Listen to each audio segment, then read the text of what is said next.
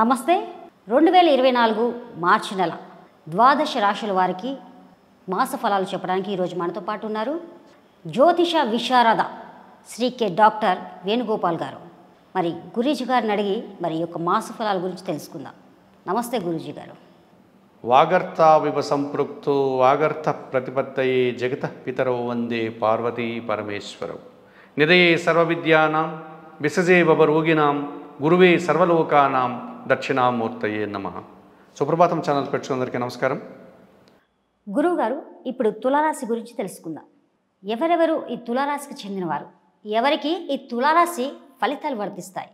సమయస్ఫూర్తి, లౌకికము, లాభాపేక్షతో, తెలివితేటలతో జీవితంలోనూ వృత్తి ఉద్యోగ వ్యాపారాలను రాణిస్తూ జీవనాన్ని సాగించేటువంటి ఈ తులారాశి వారిలో చాంద్రమానాన్ని అనుసరించి చిత్తా నక్షత్రం 3, 4, 2 పాదాలు, స్వాతి నక్షత్రం 1, 2, 3, 4, 4 పాదాలు, విశాఖ నక్షత్రం 1, 2, 3, 3 పాదాలు అనగా మొత్తం 9 నక్షత్ర పాదాల వారు ఉంటారమ్మా.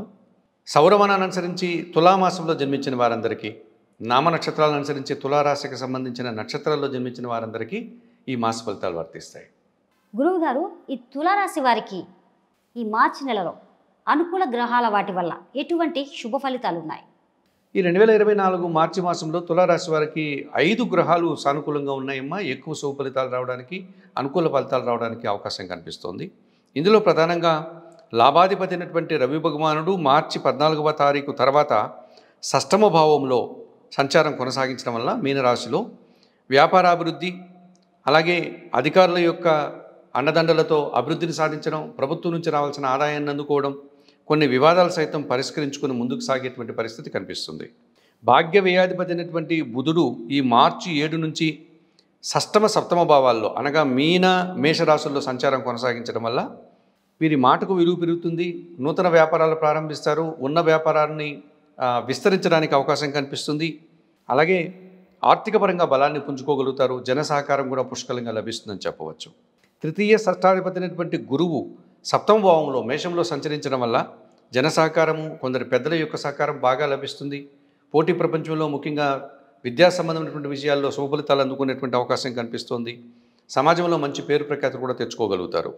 జన్మరాశ్యాధిపతి అష్టమాధిపతి అయినటువంటి శుక్రుడు ఈ మార్చి నెలంతా కూడా వీరికి చతుర్థ పంచమ భావాల్లో అనగా మకర పంచమ భావాల్లో కుంభరాశుల్లో సంచారం కొనసాగించడం వల్ల సృజన సహకారం బాగుంటుంది, కుటుంబ సౌఖ్యం బాగుంటుంది, అనుకున్న పనులు అనుకున్నట్లుగా పూర్తి చేసుకోగలుగుతారు. మంచి సుఫలితాలని శుక్రుడు అందిస్తున్నాడని చెప్పవచ్చు. ఇక షష్టమంలో అనగా మీనరాశిలో రాహు సంచారం కొనసాగుతోంది. ఈ నెలంతా కూడా ఆయన మీనరాశిలోనే రాహు సంచారం కొనసాగించడం వల్ల అది షష్టమ భావం కావడం వల్ల ఈ తులారాశి వారికి ధైర్యంగా వీరు అనుకున్న పనులు పూర్తి చేసుకోగలుగుతారు. విదేశీ వ్యవహారాలు సైతం సానుకూలంగా మారడానికి అవకాశం ఉంటుంది. వీరు చేసేటువంటి పనులంతా కూడా విజయాన్ని పొంది వీరు సంతృప్తికరమైనటువంటి ఫలితాలను అందుకునేటువంటి వాతావరణం కనిపిస్తుంది.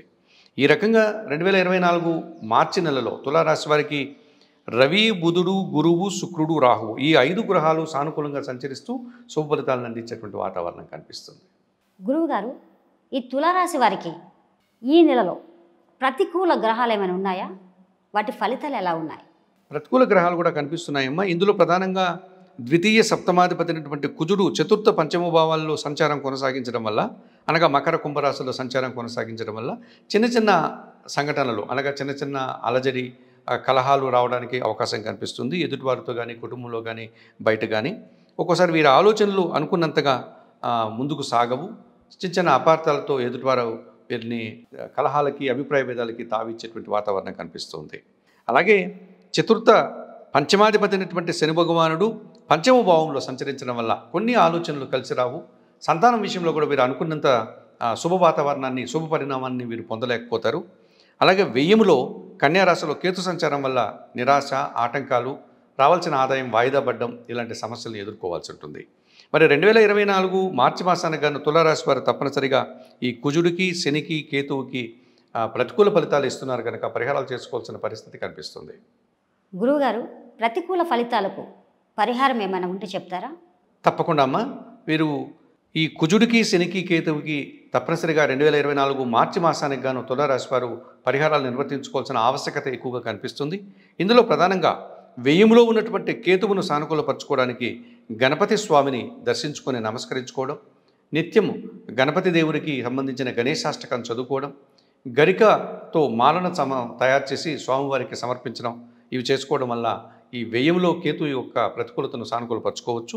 అలాగే పంచమ శని దోషం నుంచి బయటపడడానికి శనివారం రోజు ఈశ్వరుని ఆలయానికి వెళ్ళి పాలాభిషేకం నిర్వర్తించడం, వయోవృద్ధులకు కానీ గోవులకు కానీ ఆహార పానీయాలు అందించడం వల్ల ఈ పంచమ శని దోషం నుంచి బయటపడే అవకాశం ఉంటుంది.